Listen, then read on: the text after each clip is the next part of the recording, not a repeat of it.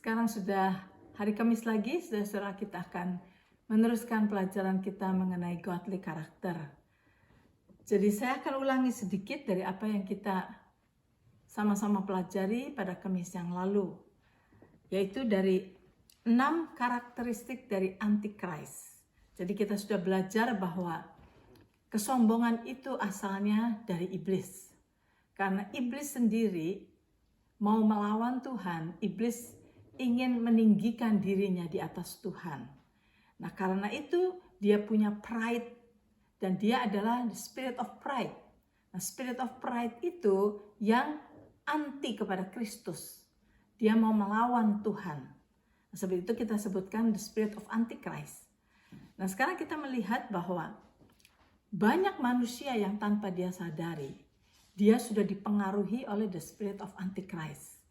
Nah, pada minggu yang lalu, pada akhir minggu yang lalu, kita belajar mengenai ciri-ciri atau karakteristik daripada spirit of Antichrist. Itu bagaimana karakteristiknya dari Antichrist itu bagaimana. Ada 6 ciri-ciri atau 6 yang bisa kita lihat, yaitu pertama, pride in appearance. Jadi orang yang lebih menonjolkan penampilannya, ya, menomorsatukan penampilannya. Pride in appearance juga di dalam posisi dan juga di dalam ability. Jadi orang yang mau menunjukkan seperti apa penampilan dia, hebatnya, seperti apa kedudukan dia, tingginya dan sebagainya. Dia mau menonjolkan semuanya itu. Nah, kita dapat melihat orang-orang yang demikian itu, kita lihat dia mempunyai keinginan untuk menonjolkan dirinya. Itu adalah salah satu ciri-ciri daripada Antichrist. Kemudian yang kedua, karakteristik daripada Antichrist juga dia mempunyai ambitious spirit. Jadi punya ambisi yang mau mencapai lebih lagi seperti itu. Terutama di dalam power, punya lust of power. Itu sama seperti iblis. Iblis kepengen menduduki tempat Tuhan, ingin ada di tempat yang paling atas gitu. Nah, itu juga salah satu ciri-ciri daripada Antichrist. Kemudian yang ketiga, karakteristik lagi dari Antichrist adalah dia lebih concern tentang hal-hal yang sementara atau temporal things, hal-hal yang duniawi. Jadi itu yang dia kejar, hal yang temporal, hal yang duniawi. Segala sesuatu yang dunia ini tawarkan sifatnya sementara. Yang Tuhan ingin agar kita mencari hal yang kekal, yaitu yang surgawi, jangan yang duniawi. Tetapi orang-orang yang dipengaruhi oleh spirit of Antichrist itu mengejar hal yang temporal, yang dunia ini saja. Kemudian yang keempat, karakteristik daripada Antichrist adalah independent spirit. Dia mempunyai independent spirit. Dia disregard authority yang ada di atasnya. Jadi dia tidak mau tunduk kepada otoritas di atasnya. Itu spirit of Antichrist itu begitu. Jadi dia selalu mau melawan. Dia tidak mau tunduk kepada yang ada di atasnya. Kemudian karakteristik yang the next adalah dia mempunyai rebellion spirit. Rebellion atau resistance against authority. Dia tidak suka sama otoritas. Nah, itu adalah ciri-ciri daripada Antichrist. Ada satu lagi adalah ciri-ciri daripada karakteristik daripada Antichrist adalah a deceived nature. Deceived nature itu adalah nature yang kebalikannya daripada apa yang Tuhan inginkan. Ya, jadi kalau Tuhan menyuruh kita untuk memikirkan hal-hal yang surgawi, maka Antichrist ini mengajar kita untuk memikirkan hal-hal yang duniawi, mengejar hal-hal yang duniawi, supaya manusia itu dibentuk oleh dunia ini, gitu. Jadi nature-nya manusia yang sebetulnya Tuhan ciptakan manusia untuk mengasihi Tuhan, tapi oleh iblis, oleh Antichrist ini dibuat untuk kita mengasihi dunia, gitu. Jadi akhirnya kita mempunyai nature yang seperti dunia ini. Itu adalah a deceived nature. Nature yang bukan seharusnya kita menjadi. Nature yang sebaliknya daripada apa yang Tuhan inginkan kita menjadi. Nah, itulah. Jadi banyak orang yang sudah berpikiran sangat duniawi, Dan mereka resist segala pemikiran-pemikiran yang rohani, segala yang biblical mereka tolak. Mereka mau berpikir secara logik, secara yang dunia ini tawarkan. Nah, itu adalah a deceived nature yang karakteristik daripada antichrist itu membuat kita seperti dunia ini, bukan makin seperti Tuhan, tetapi makin seperti dunia ini. Seperti itu. Nah, mari kita lanjutkan. Itu adalah yang minggu lalu. Nah, sekarang saudara, kalau kita melihat Tuhan menaruh authority di dalam hidup kita, ada otoritas di atas kita. Itu ada purpose-nya. Jadi ini juga baik buat saudara-saudara yang mempunyai anak. Kalau saudara mau mengajarkan anak saudara untuk respect kepada otoritas di atas mereka. Karena otoritas di atas kita ini semua ditempatkan oleh Tuhan untuk perlindungan kita, untuk melindungi kita. Nah, terutama anak-anak kita harus mengerti bahwa mereka perlu tunduk kepada otoritas yang ada di atasnya. Di atas anak-anak, otoritas yang di atas anak-anak adalah orang tua. Orang tua adalah otoritas di atasnya anak-anak yang harus mereka turuti. Guru-guru di sekolah itu juga otoritas bagi anak-anak kita. Nah, bagi kita sendiri, kita juga punya otoritas di atas kita. Misalnya bos kita. Bos itu adalah otoritas di atas kita. Misalnya hamba Tuhan, pendeta itu adalah otoritas yang Tuhan tempatkan di atas kehidupan kita. Kemudian misalnya polisi itu juga ditaruh di atas kita untuk protek kita.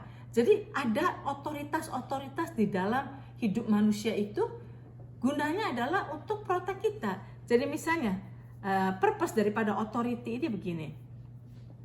Nomor 1, authority itu adalah to protect kita dan to cover us.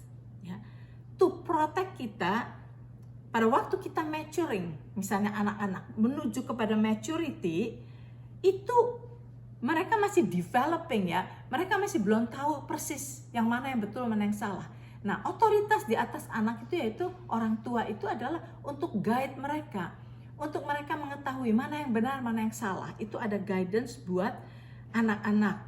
Supaya mereka itu tahu bagaimana menghadapi pressure di dalam dunia ini. Bagaimana caranya. Dan kemudian kedua, the purpose daripada authority itu adalah to help us develop karakter. Supaya karakter kita ini terbentuk dengan betul. Membantu kita supaya ada inward strength di dalam kita. Gitu. Diajari untuk bisa mengontrol dirinya, untuk tidak meluapkan marahnya seenak-enak. Nah, itu perlu otoritas untuk membuat anak itu bisa self-control dan sebagainya. Itu jadi to help mereka untuk develop karakter. Demikian juga untuk kita, seperti pendeta atau apa. Pada waktu kita misalnya ada konflik dengan orang lain gitu. Ada pendeta itu otoritas di atas kita untuk mendamaikan kita berdua. Untuk bisa melihat satu dengan lain dari pandangan yang benar. Nah, karena ada otoritas di atas kita, membuat kita tunduk, membuat kita respect, dan membuat kita bisa dinasehati. Tanpa otoritas di atas kita, dua orang ini bertengkar sendiri, itu nggak ada yang membatasi, saudara. Nggak ada yang memimpin, tidak ada yang membantu untuk develop karakter kita dengan benar. Kemudian yang ketiga, purpose daripada authority adalah to give us guidance and wisdom. Untuk memberikan hikmat kepada kita. Anak-anak muda perlu hikmat daripada orang tua, daripada guru, daripada pendeta, daripada orang-orang yang jauh lebih tua dari dia. Nah, itu adalah otoritas di atas kita itu gunanya untuk itu. Sebab itu kita harus mengerti bahwa jangan kita rebel against otoritas. Nah, orang-orang yang mempunyai keinginan untuk rebel kepada otoritas itu karena dia mempunyai spirit yang anti kepada pimpinan di atas. Sedangkan pimpinan atau otoritas di atas kita diberi oleh Tuhan. Jadi Tuhan memang menaruh otoritas di dalam hidup kita to protect us. Nah, sebab itu jangan kita mau melawan terus. Kita mesti belajar tunduk, submit ourselves, kita belajar untuk humble ourselves. Nah, sekarang saya akan memberikan beberapa ayat-ayat yang saudara bisa tulis ayat-ayat ini. Nah, nanti kalau saudara sudah sendiri, saudara bisa baca ayat-ayat itu. Di dalam buku saya ada pertanyaan-pertanyaan yang bisa dijawab dengan ayat-ayat yang akan saya berikan kepada saudara. Pertanyaan yang pertama adalah, apakah perkara pertama dari 6 perkara yang dibenci Tuhan dan dari 7 perkara yang menjadi kekejian bagi hati Tuhan? Itu tertulis di dalam Amsal 6 ayat 16 dan 17. Ini katakan bahwa saya bacakan saja supaya saudara, kalaupun sekarang mungkin saudara nggak sempat baca, nanti saudara bisa baca di rumah. Proverb 6, Amsal pasal yang ke-6, ayat 16 dan 17. Dikatakan begini, 6 perkara yang dibenci Tuhan. 6 perkara yang dibenci Tuhan. Bahkan 7 perkara yang menjadi kekejian bagi hatinya, yaitu mata sombong, lidah dusta, tangan yang menumpahkan darah orang yang tidak bersalah. Nah ini jadi yang pertama yang Tuhan benci adalah mata sombong.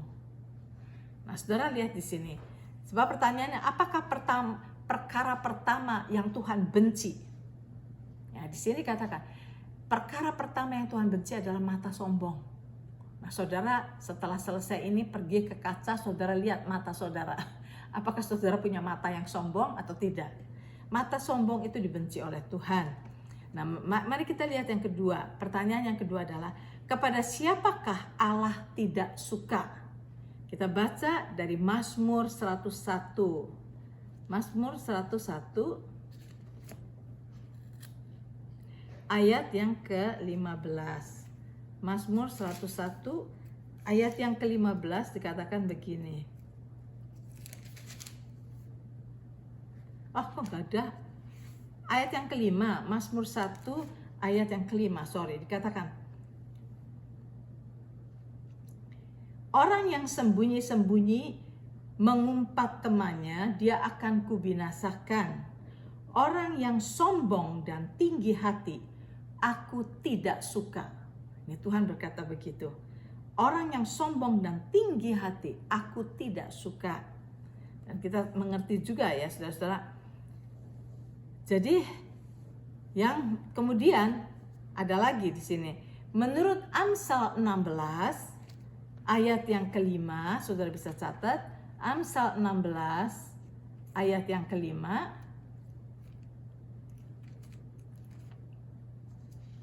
Siapakah yang menjadi kekejian bagi Tuhan? Dikatakan, setiap orang yang tinggi hati adalah kekejian bagi Tuhan. Sungguh, ia tidak akan luput dari hukuman. Jadi, setiap orang yang tinggi hati, sombong, saudara. Orang yang sombong itu menjadi kekejian di mata Tuhan. Nah, saudara, perkataan kekejian itu di dalam bahasa Inggrisnya adalah abomination. Perkata abomination itu artinya adalah hatred and disgust. Anything hateful and disgusting. Jadi kita lihat di sini, di mata Tuhan kesombongan itu adalah hal yang menjijikkan, hal yang membuat Tuhan marah, hal yang membuat yang Tuhan benci itu adalah kesombongan, ya, tinggi hati. Nah, mari kita lihat Amsal 8 ayat 13. Amsal 8 ayat 13. Pertanyaannya adalah, apakah yang harus kita benci di dalam ajaran takut akan Tuhan? Apa yang harus kita benci di dalam ajaran takut akan Tuhan? Amsal 8 ayat 13 mengatakan begini. Takut akan Tuhan ialah membenci kejahatan. Aku benci kepada kesombongan, kecongkakan, tingkah laku yang jahat, dan mulut penuh tipu muslihat.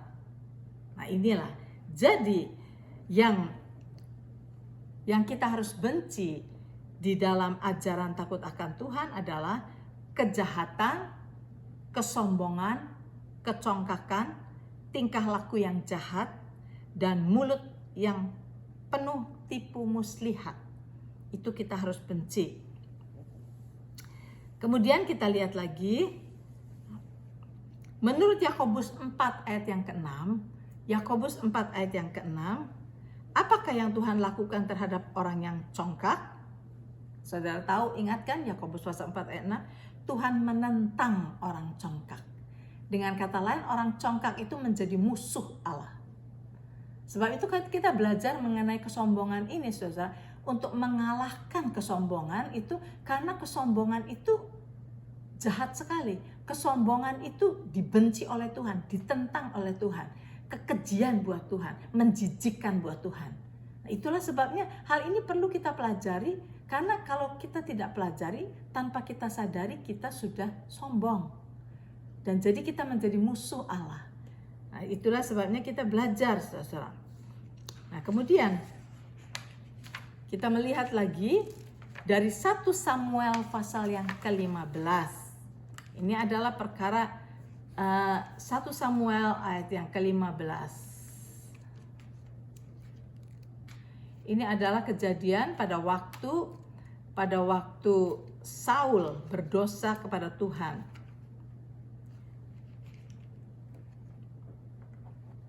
Di dalam 1 Samuel 15 ayat 22 dan 23 dikatakan begini. Waktu itu Saul sudah berperang melawan orang Amalek, melawan orang Amalek.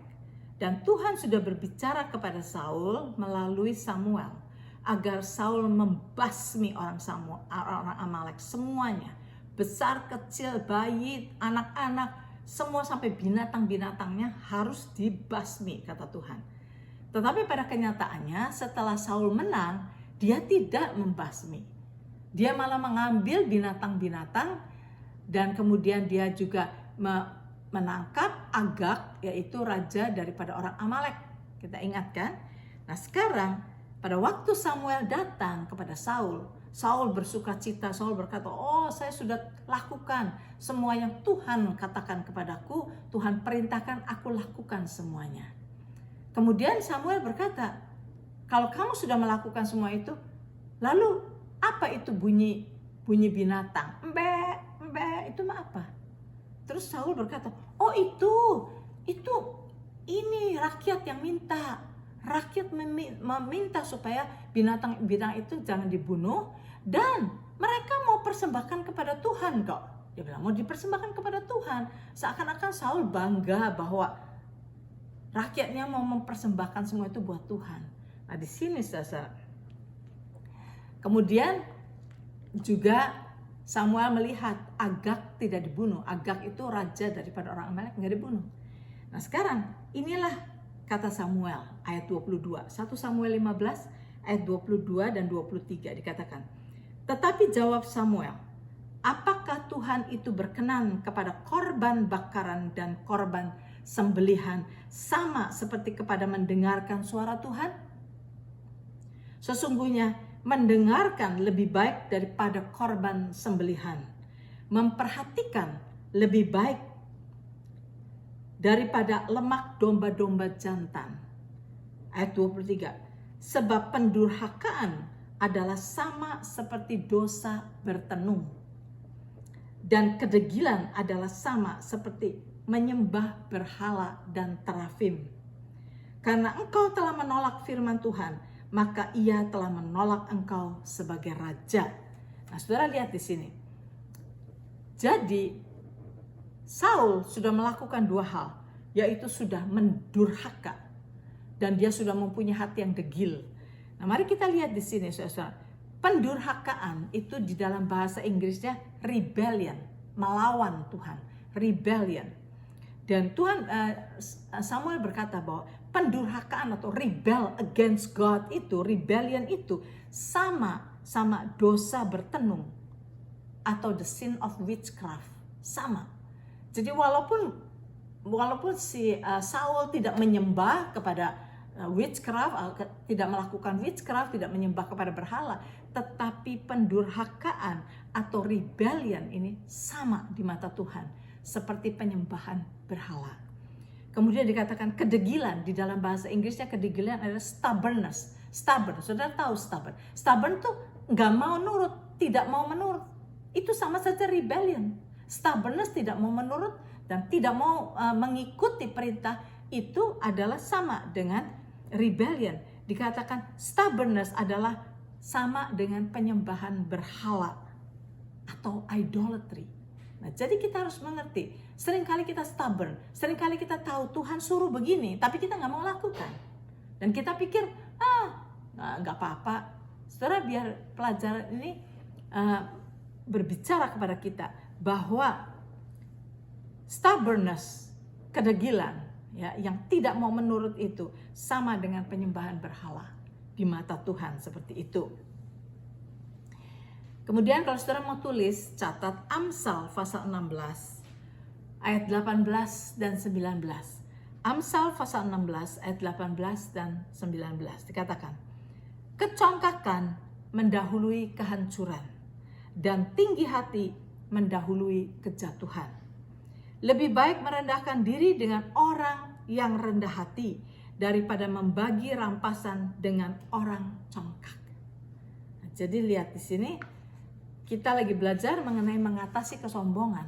Sebab itu biarlah kita perhatikan, ada banyak sekali firman Tuhan mengenai kesombongan. Dan saudara, itu adalah abomination di depan Tuhan, menjijikan di mata Tuhan. Nah, mari kita lihat lagi, kalau saudara mau catat, Amsal 21 ayat 4. Menurut Amsal 21 ayat 4, apakah dosa itu? Dikatakan, mata yang congkak dan hati yang sombong yang menjadi pelita orang fasik. Jadi kita lihat, dosa itu adalah kalau mata yang sombong, hati yang congkak. Mata yang congkak dan hati yang sombong. Sekali lagi, jadi saudara lihat, orang sombong itu dapat dilihat dari matanya, saudara. Cara orang itu melihat, cara orang itu memandang, itu bisa kelihatan kalau dia itu orang congkak atau orang sombong atau bukan. Nah, mari kita lihat lagi, apakah akibat dari kesombongan? Nah, ini kita lihat dari beberapa ayat yang saudara bisa catat, nanti saudara baca sendiri di rumah. Akibat dari kesombongan di dalam Amsal 28 ayat yang ke-25, Amsal 28 ayat 25, akibat dari kesombongan adalah pertengkaran atau strife. He who is of a proud heart stir up strife. Jadi orang yang sombong itu menyebabkan pertengkaran, saudara. Coba saudara perhatikan, kalau saudara kumpul-kumpul dengan orang, kalau ada orang yang sombong di situ, dia selalu mau menganggap dirinya lebih tahu daripada yang lain. Pada saat yang satu sedang bercerita, dia berkata, oh saya tahu begini, oh saya lebih-lebih daripada itu, oh saya pernah ngalamin yang lebih hebat dari itu. Jadi dia selalu mau melebihi yang lain. Dan karena tingkah laku dia dan cara dia berbicara itu yang akan create strife, akan menyebabkan pertengkaran. Orang tidak suka dan orang kepengen menurunkan dia karena dia sombong, gitu kan? Jadi akibat dari kesombongan adalah pertengkaran menurut Amsal 28 ayat 25. Menurut Amsal 16 ayat 18, Amsal 16 ayat 18 dikatakan, kecongkakan mendahului kehancuran dan tinggi hati mendahului kejatuhan. Jadi akibat daripada kesombongan adalah kehancuran. Kehancuran atau destruction. Nah, sekarang lihat lagi apa akibat dari kesombongan menurut Amsal 11 ayat yang kedua. Menurut Amsal 11 ayat 2, isinya Amsal 11 ayat 2 berkata begini, jikalau keangkuhan tiba juga cemooh, tetapi hikmat ada pada orang yang rendah hati. Jadi katakan, jikalau keangkuhan tiba juga cemooh, gitu ya. Ada orang sombong, yang lain akan mencemooh dia. Maka di sini dikatakan menurut Amsal 11 ayat 2, akibat dari kesombongan adalah cemooh. Shame, cemooh, akan dipermalukan, seperti itu. Nah, sekarang apa akibat kesombongan menurut Amsal 13 ayat yang ke-10? Amsal 13 ayat yang ke-10. Di dalam Amsal 13 ayat 10 dikatakan, keangkuhan hanya menimbulkan pertengkaran, tetapi mereka yang mendengarkan nasihat mempunyai hikmat. Jadi sekali lagi menyebabkan pertengkaran lagi, sama seperti tadi Amsal 28. Sini Amsal 13 juga berkata menyebabkan pertengkaran. Tapi dalam bahasa Inggrisnya di dalam Amsal 13 ini pertengkaran itu contention. Nah, itu terjadi ketegangan gitu. Jadi mau bertentangan satu dengan yang lain. Kemudian apalagi akibat kesombongan menurut Amsal 29 ayat yang ke-23. Amsal 29 ayat 23 bunyinya, keangkuhan merendahkan orang, tetapi orang yang rendah hati menerima pujian. Keangkuhan merendahkan orang. Jadi kalau orang sombong itu jangan mengira bahwa dia itu jadi hebat, malah jadi kelihatan rendah. Nah, mari kita lihat sekarang di sini di buku saya ya. Saudara bisa bikin buku sendiri. Saya harap saudara punya bukunya. Mazmur 138 ayat yang ke-6. Mazmur 138 ayat yang ke-6 dikatakan, Tuhan itu tinggi, namun ia melihat orang yang hina dan mengenal orang yang sombong dari jauh. Jadi saudara tahu, Tuhan itu tinggi, sangat tinggi, tapi dia nggak sombong, saudara. Dia tinggi, tetapi dia lihat orang yang hina. Dia memandang orang yang hina. Dan dia mengenal orang yang sombong dari jauh. Dia tidak mau dekat-dekat pada orang yang sombong. Tuhan tidak suka sama orang sombong.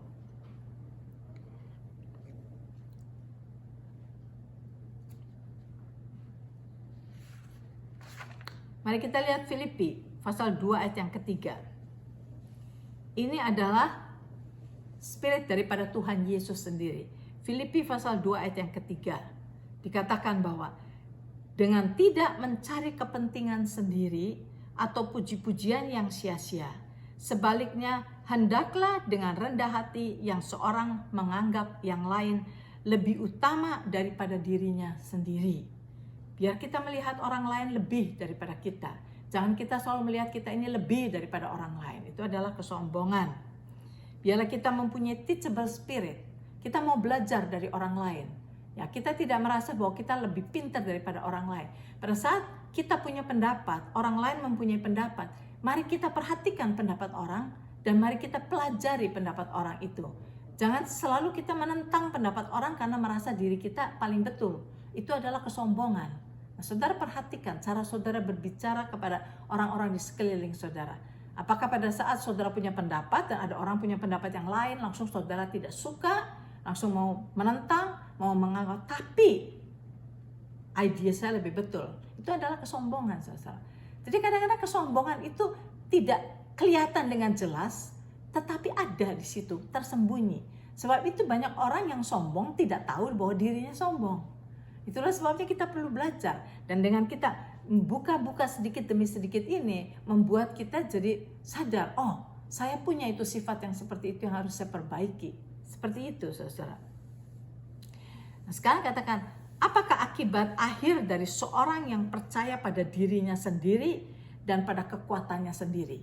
Orang sombong itu percaya sama diri sendiri dan percaya pada kekuatannya sendiri, saudara. Nah, apa akibat akhir daripada orang yang begitu? Itu tertulis di dalam Yeremia pasal 17 ayat 15 dan 16, ayat 5 dan 6. Yeremia pasal 17 ayat 5 dan 6. Ini menyatakan kepada apa akibat akhir dari seorang yang percaya pada diri sendiri dan pada kekuatannya sendiri. Dikatakan begini di dalam Yeremia 17 ayat 5-6. Dikatakan, terkutuklah orang yang mengandalkan manusia, yang mengandalkan kekuatannya sendiri, dan yang hatinya menjauh dari Tuhan. Akan seperti semak bulus, tidak mengalami datangnya baik dan tinggal di tanah angus di padang gurun. Orang itu akan seperti semak bulus yang tidak mengalami datangnya yang baik dan tinggal di tanah angus di padang gurun. Nah, itu yang Tuhan tidak mau. Jangan kita bersandar kepada diri sendiri atau kepada manusia. Tuhan ingin agar kita bersandar kepada Tuhan. Saya berikan di dalam pelajaran atau renungan yang pagi itu, bahwa manusia tidak diciptakan untuk hidup independen dari Tuhan. Kita ini diciptakan untuk dependen kepada Tuhan. selalu bersandar kepada Tuhan. Nah, jadi janganlah kita bersandar kepada diri kita sendiri. Nah, mari kita lihat apa akibat akhir dari orang yang mengandalkan Tuhan. Sekarang kita lihat opositnya. Orang yang mengandalkan Tuhan itu apa? Di dalam Yeremia 17 juga ayat 7 dan 8. Tadi ayat 5 dan 6, sekarang ayat 7 dan 8 dikatakan, diberkatilah orang yang mengandalkan Tuhan, yang menaruh harapannya kepada Tuhan. Ia akan seperti pohon yang ditanam di tepi aliran air, tidak mengalami panas terik, daunnya tetap hijau, tidak berhenti menghasilkan buah. Orang yang bersandar kepada Tuhan, saudara, seperti itu. Dia seperti pohon yang ditanam di tepi aliran air, yang daunnya selalu hijau dan berbuah pada musimnya. Nah, biarlah kita menjadi orang yang seperti itu, yang bersandar pada Tuhan, bergantung kepada Tuhan, karena Tuhan tahu yang terbaik buat kita. Nah, saudara, hari ini sampai di sini dulu pelajaran kita. Saya cuma berikan ayat-ayat banyak kepada saudara, untuk saudara bisa baca lagi, supaya saudara bisa melihat apa itu kesombongan. Di mata Tuhan kesombongan itu seperti apa. Supaya kita jangan membiarkan diri kita kalau tanpa kita sadari kita sudah sombong. Dengan kita melihat semua ayat-ayat itu, kita bisa mengaca diri kita. Karena firman itu adalah seperti cermin. Ya, pada waktu kita membaca firman, seperti kita mencermin diri kita kepada firman itu. Saya seperti itu tidak. Nah ya, kalau saya firman itu merupakan teguran dan ternyata saya masih seperti itu, yang salah itu, kita harus merubah diri kita. Jangan kita bilang, ya sudah, saya sombong, so what? So what? Itu Tuhan menentang saudara. Saudara tidak akan dibela oleh Tuhan. Sebab itu, marilah kita berubah. Kalau ada ciri-ciri tadi yang kita pelajari itu, kita masih punya seperti itu. Biarlah kita mau diubahkan. Sampai di sini dulu saudara, kita lanjutkan minggu depan.